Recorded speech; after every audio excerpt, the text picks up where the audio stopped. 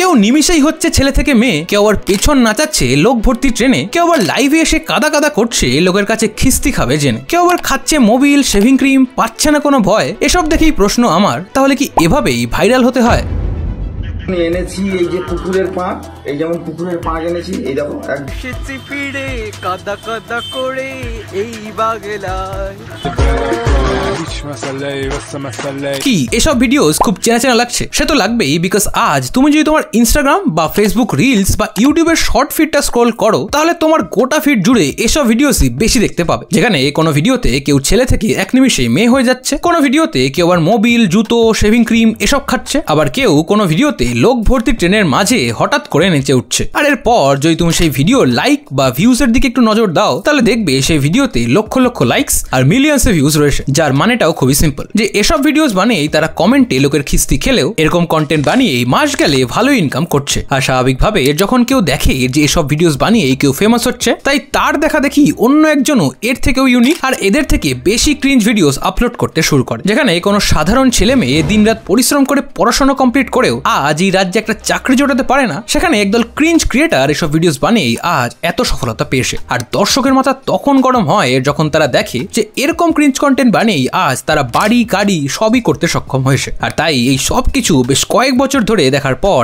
আমার মাথায় কিছু প্রশ্ন আসে, যে যেখানে এদের কমেন্ট সেকশন খুললেই এদের খিস্তি দেওয়া থেকে শুরু করে এদেরকে যা ইচ্ছা তাই বলা সত্ত্বেও তারা দিনের পর দিন এসব ভিডিওসই বানিয়ে যাচ্ছে কেন? তাহলে কি যেন তেন প্রকারে ফেমাস হওয়াটাই এদের আসল লক্ষ্য, নাকি এরা এই সব কিছুই টাকার জন্য করছে? আর তাই বেশি দেরি না করে আমি এই সমস্ত প্রশ্ন, যেগুলো আমি শিওর তোমার মনেও রয়েছে, সেই সমস্ত প্রশ্নের উত্তর খুঁজতে বেরিয়ে পড়ি। আর বেশ কয়েকদিন ধরে রিসার্চ করার পর আমি এই সমস্ত ক্রিয়েটরদের ক্রিঞ্জ কন্টেন্ট বানানোর পেছনের আসল কারণ খুঁজে পাই, আর সেটাই এই ভিডিওতে তোমাদের সাথে শেয়ার করেছি। তাই সেটা জানতে হলে ভিডিওটা শেষ অবধি দেখো।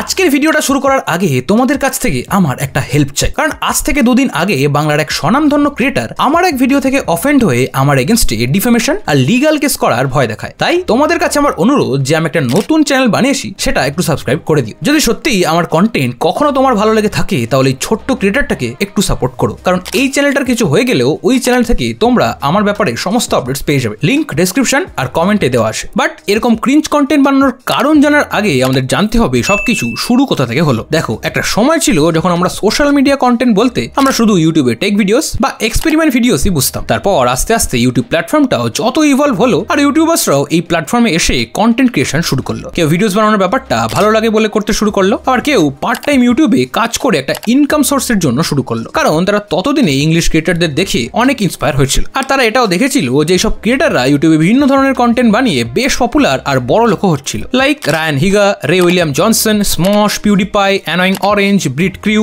আরো অনেক। মানে মধ্যে কথা হলো এটাই যে ইউটিউবটাও একটা পার্ট টাইম ইনকাম সোর্স হতে পারে, সেটা আস্তে আস্তে সাধারণ মানুষ জানতে শুরু করলো। আর অন্যদিকে সাধারণ মানুষের অনেকাংশই তখনও পড়াশোনা কমপ্লিট করে একটা সরকারি জব পাওয়াটাকে একজন সাকসেসফুল মানুষ হওয়ার একমাত্র পথ বলেই জানতো। আসলে online earning, online learning, digital India, এই সমস্ত কনসেপ্ট এতটাও কমন ছিল না সেই সময়। বাট প্রবলেম শুরু হলো এর কয়েকদিন পর থেকে। আর অনলাইন লার্নিং এর কথায় মনে পড়লো যে তুমিও যদি একজন স্টুডেন্ট হয়ে থাকো আর তোমার গ্র্যাজুয়েশনটা অনলাইনে করতে চাও, অনলাইন ইউনিভার্সিটি চুজ করতে কনফিউজড হয়ে থাকো, তাহলে কলেজ উইথদের প্ল্যাটফর্মটা ভিজিট করতে পারো। কারণ এই প্ল্যাটফর্মে তুমি নিজের অনলাইন কোর্সটাকে সিলেক্ট করে কিছু বেসিক ডিটেলস ফিল আপ করার সাথে সাথেই এআই ডিরেক্টলি তোমাকে সাজেস্ট করবে টপ গভর্নমেন্ট অ্যাপ্রুভড ইউনিভার্সিটিস। এরপর ডিরেক্টলি ইউনিভার্সিটির অফিসিয়ালস এর সাথে কথা বলো and will get a free career counselling from college with the experts and connect করো অ্যালুমিনির সাথে ফর রিয়েল ইনসাইটস। এরপরেও যদি কোনো কোর্স চুজ করতে গিয়ে কোনো কনফিউশন থাকে, দেন 30+ ফ্যাক্টরের উপর বেস করে তুমি তোমার পছন্দের ইউনিভার্সিটিটাকে বাকি ইউনিভার্সিটির সাথে কম্পেয়ার করেও দেখতে পারো, লাইক তাদের ফিস,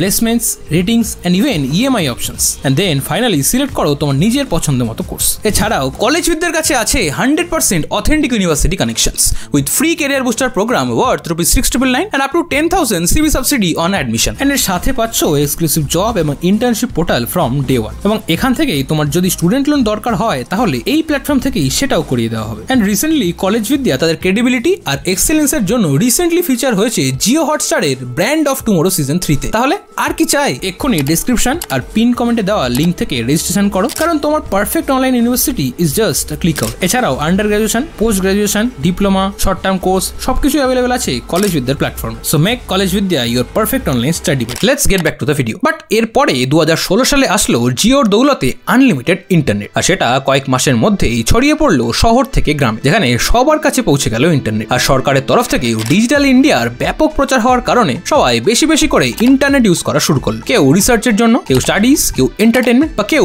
কন্টেন্ট ক্রিয়েশনে কাজে লাগালো ইন্টারনেটটাকে। আর তাই এর পর থেকে আস্তে আস্তে কন্টেন্ট ক্রিয়েটরদের সংখ্যাটাও ধীরে ধীরে বাড়তে শুরু করলো। কেউ টেক কন্টেন্ট, কেউ ভ্লগিং, কেউ এডুকেশনাল কন্টেন্ট কিংবা কেউ ফানি কন্টেন্ট বানাতে শুরু করলো। এবং ফ্রি ইন্টারনেটের দৌলতে তাদের কন্টেন্ট ছড়িয়ে পড়লো ঘরে ঘরে, যার ফলস্বরূপ মানি, ফেম সবই আস্তে আস্তে পেতে শুরু করলো তারা। সব ঠিকঠাকই চলছিল স্টার্টিং। অনেক ক্রিয়েটাররাও এই কন্টেন্ট ক্রিয়েশনটাকেই তাদের ক্যারিয়ারও বানিয়ে নিয়েছিল। বাট প্রবলেম শুরু তখন হলো যখন ভালো কন্টেন্টের পাশাপাশি একদল ক্রিয়েটার ক্রিঞ্জ কন্টেন্ট বানাতে শুরু করলো। আর তার প্রভাব বাংলা কমিউনিটিতে পড়তেও বেশি সময় লাগেনি, যার মধ্যে সেই সময় সবচেয়ে বড় নাম ছিল ওয়েস্ট বেঙ্গলের থেকে স্যান্ডি সাহা আর বাংলাদেশের হিরো আলমের। একদিকে স্যান্ডি সাহা তার ফেসবুক লাইভে এসে বিভিন্ন উদ্ভট জিনিসপত্র করা শুরু করলো, যেমন তার কাদা কাদা বা গাদা গাদা, কিংবা কখনো মর্টিন লাগিয়ে লাইভ ভিডিওস, বা কখনো গোবর নিয়ে নাচানাচি। নিশ্চয়ই তুমিও দেখেছো। আমি আবার চলে এসেছি। আজকে আমি সবাই দেখছে অ্যাকচুয়ালি আমি আজকে এখন ব্যাপারটা চারিদিকে এত কাদা কাদা হয়ে গেছে, যেখানেই যাচ্ছি কি বলবো। বা অন্যদিকে বাংলাদেশের হিরো আলমের এই পিকুলিয়ার সমস্ত গানও নিশ্চয়ই মনে আসে তোমার। মানকে মাগে হিতে মুদিয়ে নুরাহে গুম ইয়াবি আবলেবে। কিংবা রুমা ঘোষ নামের একজন সিঙ্গারও সেই সময় ওয়েস্ট বেঙ্গলে এই সেম ক্রিঞ্জ গানই করতো।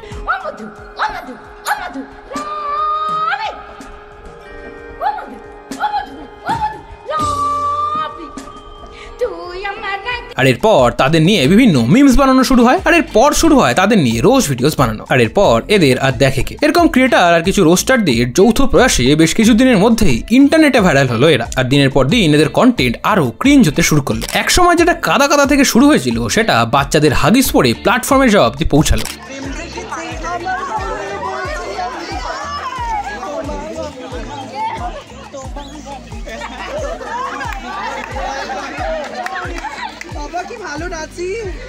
বাট আশ্চর্যের বিষয় এই ছিল যে কমেন্টে তাদের 90%ই গালি বা অন্যান্য ভালগার মন্তব্য করতো সাধারণ মানুষ। বাট এই সব কিছু সত্ত্বেও দিনের পর দিন সেম কন্টেন্টই বানিয়ে যেত তারা। আর এরপর যেটা হওয়ার কথা ছিল সেটাই হলো। তাদের ফেম আর পপুলারিটির জন্যই স্যান্ডি শাহকে রোডিসের মতো একটা পপুলার টিভি শোতে দেখা গেল। আর হিরো আলমও ফিচার হলো বাংলাদেশের বড় বড় নিউজ আর টিভি চ্যানেলসে। You have more than million views on your videos. Yes. कैसे videos डालते हैं आप? वैसे बेसिकली करके वीडियोस मतलब कुछ भी। ओह भाई साहब, आप रोडीज पे क्यों हैं? क्योंकि आप फ्री में घुमा रहे हो, खिला रहे हो, इतने सारे हॉट लड़के लड़की साथ में रहेंगे तो मजा आ जाएगा। रश के ऐसा मजा आएगा। तो अगर आप रोडीज एक्सट्रीम की जर्नी पे जाएंगे, हाँ, तो आप किसको ज्यादा चेकआउट करेंगे, लड़कियों को कि लड़कों को?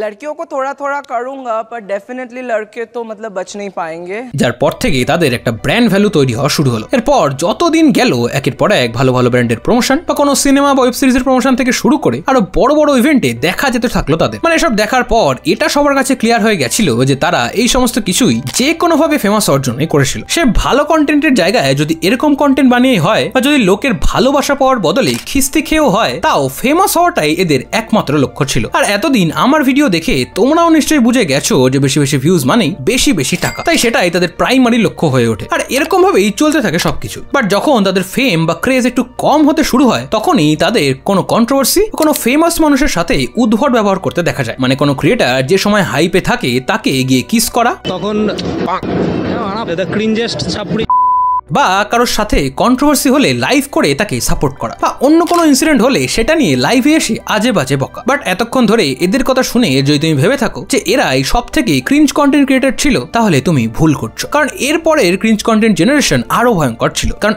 এতদিনে ফেসবুক লাইভ বা ইউটিউবের লং ভিডিওসেই ক্রিঞ্জ কন্টেন্ট চলছিল। বাট এরপর টিকটক নামের শর্ট কন্টেন্ট প্ল্যাটফর্ম আসে, আর সেখানে আরো ক্রিঞ্জ কন্টেন্ট আপলোড করা শুরু হয়। কেউ এক গাদা লঙ্কা খাচ্ছে, কেউ ভুলভাল লিরিক্সে লিপসিং করছে, আর কেউ 1 সেকেন্ডে ছেলে থেকে মেয়ে মেয়ে হয়ে যাচ্ছে কিংবা কেউ আরো ক্রিঞ্জ কিছু বানাচ্ছে। আর সারপ্রাইজিংলি সেই প্ল্যাটফর্মের অ্যালগরিদম এসব কন্টেন্টকেই প্রমোট করতে শুরু করে, যেখানে কারোর কম ফলোয়ার্স থাকলেও তার বানানো এরকম ক্রিঞ্জ কন্টেন্ট রাতারাতি কয়েক মিলিয়ন ভিউজ পেয়ে যেত। আর এই কারণেই একজনের দেখা দেখি আরেকজন, আর এরকম করতে করতেই ক্রিয়েটারদের ভিড় শুরু হয় বাংলাতে। আর এই সময় এরকম কন্টেন্ট বানিয়ে সবচেয়ে বেশি যদি কেউ ফেমাস হয়ে থাকে তবে তার নাম ছিল মন্টি রয়, যার এক নিমিষে ছেলে থেকে মেয়ে হয়ে যাওয়ার সেই ভিডিও নিশ্চয়ই আজ তোমার মনে আছে, যেখানে সেও দিনের পর দিন এরকম কন্টেন্ট বানিয়ে কখনো মিলিয়ন্সে ভিউজ পেল, আর কখনো কোনো রোস্টারে রোজ ভিডিওস এর মাধ্যমে আরো পপুলার হলো। আর এই করতে করতেই সেও স্যান্ডি শাহর মতোই বেশ কিছু ভালো ব্র্যান্ডের সাথে কাজ করা থেকে শুরু করে বড় বড় চ্যানেলে ইন্টারভিউর মাধ্যমে আরো ছড়িয়ে পড়লো বাংলাতে। বাট সারপ্রাইজিংলি কয়েকদিনের মধ্যেই এই short content platform TikTok India জুড়ে ব্যান হয়ে গেল। তাহলে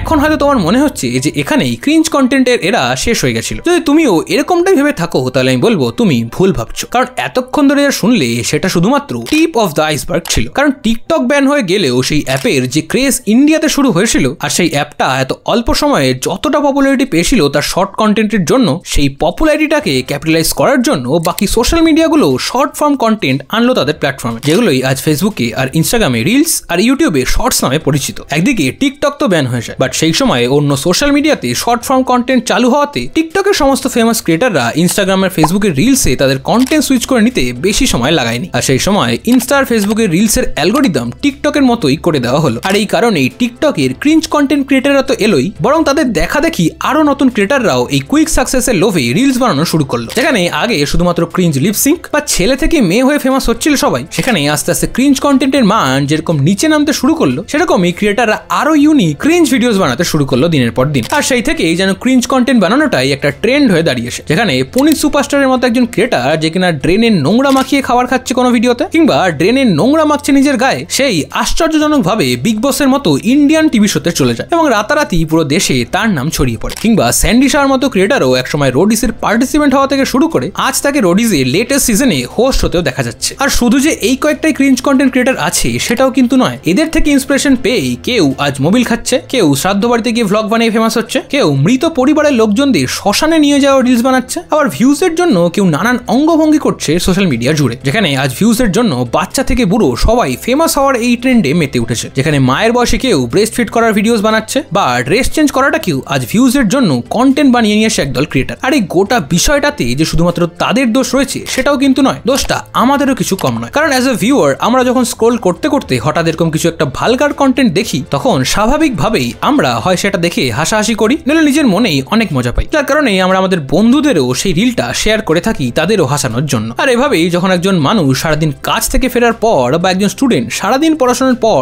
এসব কন্টেন্ট দেখে, তাদেরও এন্টারটেনমেন্টের একটা সোর্স হয়ে ওঠে এই সমস্ত কন্টেন্ট। আর এবার যদি তুমি তোমার মস্তিষ্কে একটু জোর দাও, তাহলে নিশ্চয়ই তোমার মনে পড়বে যে একটা রিল ভাইরাল হতে গেলে যা যা দরকার আমরা আমাদের এন্টারটেনমেন্টের জন্য নিজেরাই নিজেদের অজান্তেই সেই সমস্ত কিছু করলাম এই ক্রিঞ্জ কন্টেন্টটা দেখতে দেখতে। মানে ফার্স্টলি আমরা স্ক্রোল থামিয়ে সেই কন্টেন্টটা পুরোটা দেখলাম, এন্ড সেটাই একটা পজিটিভ সিগন্যাল দিল সেই সোশ্যাল মিডিয়ার অ্যালগরিদমকে যে এই ইউজারটা এতক্ষণ ধরে স্ক্রোল করার পর এই রিলটা পুরোটা দেখেছে, মানে নিশ্চয়ই এটা একটা কোয়ালিটি কন্টেন্ট। দেন সেটা পুরো দেখার পর আমরা সেটাকে বন্ধুদের সাথে শেয়ারও করলাম। ব্যাস, একটা সোশ্যাল মিডিয়া অ্যালগরিদমের কোনো কন্টেন্ট ভাইরাল করার জন্য এই কয়েকটা সিগন্যালই যথেষ্ট, যার ফলস্বরূপই আজ এই সমস্ত কন্টেন্টই বেশি ভাইরাল হয়। বাট এখন তুমি যদি একটু ডিপলি চিন্তা করো তাহলে দেখতে পাবে যেসব কন্টেন্ট ঘন্টার পর ঘন্টা দেখে দিন শেষে সস্তার এন্টারটেনমেন্ট ছাড়া আর কোনোই লাভ হলো না তোমার। দিনের শুরুতে তুমি যেরকম ডিমোটিভেটেড ছিলে, দিনের শেষেও তুমি সেরকমই ডিমোটিভেটেড থাকলে, বাট মাঝখানে ঘন্টার পর ঘন্টা রিল দেখার কারণে লাভ হলো কিছু এরকম ক্রিয়েটারদের। তাই নেক্সট টাইম থেকে এসব রিল শেয়ার করার আগে একবার ভেবে নিও। তোমার এই বিষয়ে কি মতামত সেটা কমেন্ট বক্সে জানাতে ভুলো না। তোমার মতে এইসব কন্টেন্ট ক্রিয়েটাররা এরকম ক্রিঞ্জ কন্টেন্ট কেন বানায় সেটাও কমেন্ট বক্সে লিখতে ভুলো না। আর এই ভিডিওটা ভালো লাগলে ভিডিওটা লাইক শেয়ার করার পাশাপাশি চ্যানেলটাকে সাবস্ক্রাইব করে দিও। আর আমাকে ইনস্টাতে ফলো করলে তোমার নিজস্ব মতামত আমাকে জানাতে পারবে, আর আমার পরবর্তী ভিডিওর টপিক সম্বন্ধেও অবগত হতে পারবে। তাই